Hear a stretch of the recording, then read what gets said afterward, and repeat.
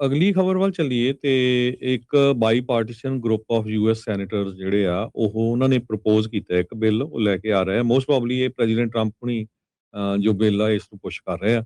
ਇਹਦੇ ਵਿੱਚ ਪਹਿਲਾਂ ਤਾਂ ਕਿਹਾ ਗਿਆ ਸੀ ਵੀ 500% ਟੈਰਿਫ ਲਾਇਆ ਜਾਊਗਾ। ਹੁਣ ਇਹ ਕਹਿੰਦੇ ਆ ਵੀ 100% ਟੈਰਿਫ ਉਹਨਾਂ ਮੁਲਕਾਂ ਦੇ ਉੱਤੇ ਲਾਇਆ ਜਾਊਗਾ ਜਿਹੜੇ ਰਸ਼ੀਅਨ ਤੇਲ ਤੇ ਗੈਸ ਨੂੰ ਖਰੀਦਣਗੇ। ਸੋ ਇਹਨਾਂ ਮੁਲਕਾਂ ਦੇ ਵਿੱਚ ਜਿਹੜੇ ਆ ਜਿਨ੍ਹਾਂ ਦੇ ਨਾਂ ਆਏ ਹੈਗੇ ਆ ਇੰਡੀਆ, ਚਾਈਨਾ, ਸਲੋਵਾਕੀਆ, ਹੰਗਰੀ ਤੇ ਐਜ਼ਰਬਾਈਜਾਨ ਹੈਗੇ ਆ। ਸੋ ਐਡੀਸ਼ਨਲ ਜਿਹੜੇ ਸੈਂਕਸ਼ਨਸ ਆ ਉਹ ਰਸ਼ੀਅਨ ਆਫੀਸ਼ੀਅਲਸ ਦੇ ਉੱਤੇ, ਉਹਨਾਂ ਦੀਆਂ ਬੈਂਕਸ, ਪ੍ਰੋਜੈਕਟਸ ਦੇ ਉੱਤੇ, ਸ਼ੈਡੋ ਫਲੀਟ, ਇਹ ਸਾਰਿਆਂ ਦੇ ਉੱਤੇ ਲਾਏ ਜਾਣਗੇ।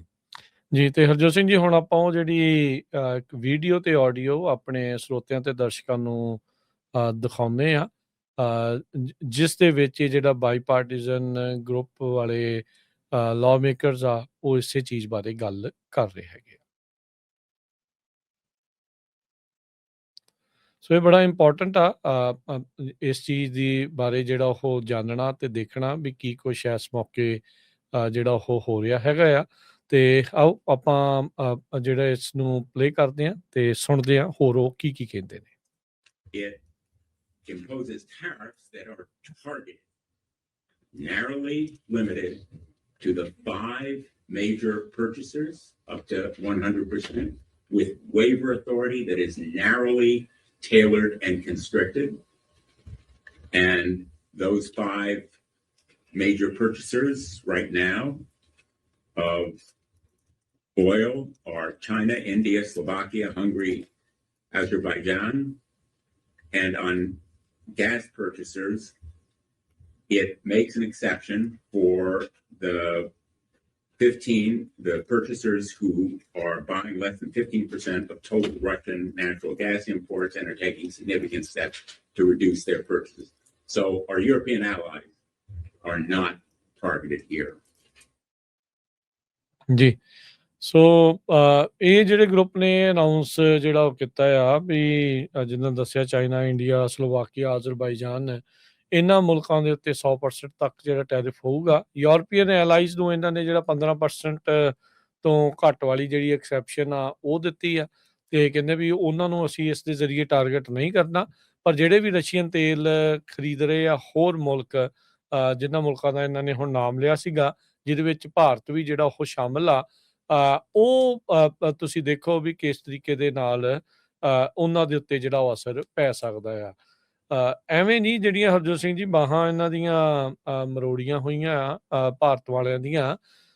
ਤੇ ਇਹ ਵੀ ਆਪਾਂ ਨੂੰ ਪਤਾ ਲੱਗਾ ਜਿਹੜਾ ਆਪਰੇਸ਼ਨ ਹਾਰਡਬਾਲ ਹੋਇਆ ਸੀ, ਆਪਾਂ ਪਹਿਲਾਂ ਵੀ ਚਰਚਾ ਕੀਤੀ ਸੀ ਵੀ ਇੰਡੀਆ ਵਾਲੇ ਹੀ ਸੀਗੇ। ਇੰਡੀਆ ਦੀ ਇੰਟੈਲੀਜੈਂਸ, ਇੰਡੀਆ ਦੀ ਪੁਲਿਸ ਜਿਹੜੀ ਉੱਥੇ ਫਰੌਤੀਆਂ 'ਚ ਤਾਂ ਸ਼ਾਮਲ ਸੀ। ਉਹਨਾਂ ਤੋਂ ਇਨਫੋਰਮੇਸ਼ਨ ਲੈ ਕੇ ਜਿਹੜੇ ਇੱਥੇ ਇਹਨਾਂ ਦੇ ਗੁੰਡੇ, ਗੈਂਗਸਟਰ ਅਨਸਰ ਰਹਿ ਰਹੇ ਆ, ਉਹਨਾਂ ਤੋਂ ਇਨਫੋਰਮੇਸ਼ਨ ਲੈ ਕੇ ਜਿਹੜੇ ਉਹ ਫੜੇ ਆ। ਹੁਣ ਤੁਸੀਂ ਦੱਸੋ ਵੀ ਜਿਹੜਾ ਗੈਂਗਸਟਰ ਆ ਉਹ ਇੰਡੀਆ ਦੀ ਸਰਕਾਰ ਨੂੰ ਆਪਣੇ ਰਹਿਣ ਦੀ, ਜਿੱਥੇ ਰਹਿੰਦਾ ਆ ਜਾਂ ਕਿਵੇਂ ਆ, ਉਹਦੀ ਜਾਣਕਾਰੀ ਕਿਉਂ ਦਊਗਾ? ਇਹ ਤਾਂ ਸਾਰੀਆਂ ਤਾਰਾਂ ਦੇਖੋ ਆਪ ਸਪਸ਼ਟ ਜਿਹੜੀਆਂ ਉਹ ਚੀਜ਼ ਤਰੀਕੇ ਦੇ ਨਾਲ ਸਾਹਮਣੇ ਜਿਹੜੀਆਂ ਹਰਜੋਤ ਸਿੰਘ ਜੀ ਆ ਰਹੀਆਂ ਆ। ਪਰਦੇ ਫਾਸ਼ ਜਿਹੜੇ ਆ ਉਹਨਾਂ ਦੇ ਇਹਨਾਂ ਸਾਰੇ ਪ੍ਰੋਪੇਗੈਂਡੇ ਦੇ ਆਪ ਹੀ ਜਿਹੜੇ ਉਹ ਹੋ ਰਹੇ ਹੈਗੇ ਆ। ਜੀ ਬਿਲਕੁਲ, ਪੂਰਾ ਜਿਹੜਾ ਫਰਾਡ ਆ ਉਹ ਜਿਹੜਾ ਪਤਾ ਲੱਗ ਰਿਹਾ ਵੀ ਕਿਸ ਹਿਸਾਬ ਦੇ ਨਾਲ ਜਿਹੜੀਆਂ ਸਰਕਾਰਾਂ ਆ ਉਹ ਇਨਵੋਲਵ ਹੈਗੀਆਂ। ਸੋ ਇਹ ਉਦਾਂ ਓਵਰਆਲ ਹਰਜੋਤ ਸਿੰਘ ਜੀ ਇੰਡੀਆ ਦੇ ਲਈ ਕਾਫੀ ਵੱਡਾ ਝਟਕਾ ਜਿਹੜਾ ਹੋ ਸਕਦਾ ਆ ਵੀ ਜੇ ਵਾਕਿਆ ਹੀ ਇਹਨਾਂ ਦੇ ਉੱਤੇ ਇਸ ਤਰੀਕੇ ਦੇ ਨਾਲ ਇੰਨੇ ਵੱਡੇ ਪੱਧਰ ਦੇ ਉੱਤੇ ਜਿਹੜਾ ਟੈਰਿਫ ਜਿਹੜਾ 100% ਲੱਗ ਜਾਂਦਾ। ਆਲਰੇਡੀ ਕਾਫੀ ਰੌਲਾ ਰੱਪਾ ਤਾਂ ਪਿਆ ਹੀ ਹੋਇਆ ਆ ਵੀ ਇਸ ਤਰੀਕੇ ਦੇ ਨਾਲ। ਸੋ ਇਹ ਇਹਨਾਂ ਦੇ ਨਾਲ ਜਿਹੜਾ ਅਸਰ ਪਊਗਾ।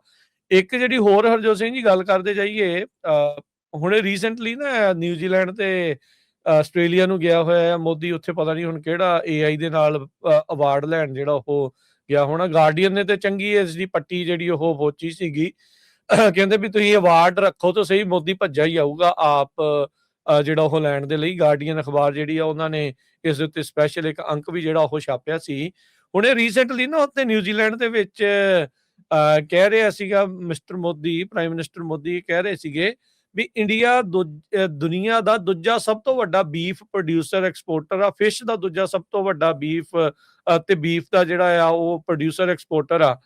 ਤੇ ਉੱਥੇ ਜਿਹੜੇ ਇਹਦੇ ਗਊ ਰਕਸ਼ਕ ਦੇ ਨਾਂ ਦੇ ਉੱਤੇ ਗੈਂਗ ਬਣੇ ਆ, ਉਹ ਦੇਖੋ ਲੋਕਾਂ ਨੂੰ ਕਿੱਦਾਂ ਘਰੋਂ ਕੱਢ ਕੇ ਵੀ ਫ੍ਰਿਜ ਦੇ ਵਿੱਚ ਬੀਫ ਲੱਭਾ ਆ ਵੀ ਉਹ ਮਾਰ ਰਹੇ ਆ, ਤੇ ਬਾਹਰ ਜਾ ਕੇ ਇਹ ਨਿਊਜ਼ੀਲੈਂਡ ਆਸਟ੍ਰੇਲੀਆ ਜਾ ਕੇ ਇਹ ਰੌਲਾ ਪਾਉਂਦੇ ਆ ਵੀ ਅਸੀਂ ਸਭ ਤੋਂ ਵੱਡਾ ਜ਼ਿਆਦਾ ਦੁਨੀਆ ਦੇ ਵਿੱਚ ਦੂਜੇ ਨੰਬਰ ਦੇ ਉੱਤੇ ਗਾਂ ਦਾ ਮਾਸ ਬਣਾਉਂਦੇ ਆ ਤੇ ਐਕਸਪੋਰਟ ਜਿਹੜਾ ਉਹ ਕਰਦੇ ਆ, ਤੇ ਆਪਣੇ ਮੁਲਕ ਦੇ ਵਿੱਚ ਉਸੇ ਚੀਜ਼ ਦੇ ਨਾਂ ਦੇ ਉੱਤੇ ਲੋਕਾਂ ਦਾ ਜਿਹੜਾ ਉਹ ਕਤਲੇਆਮ ਕਰ ਰਹੇ ਆ।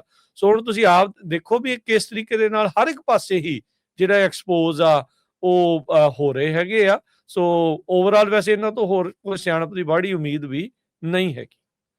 ਜੀ ਬਿਲਕੁਲ।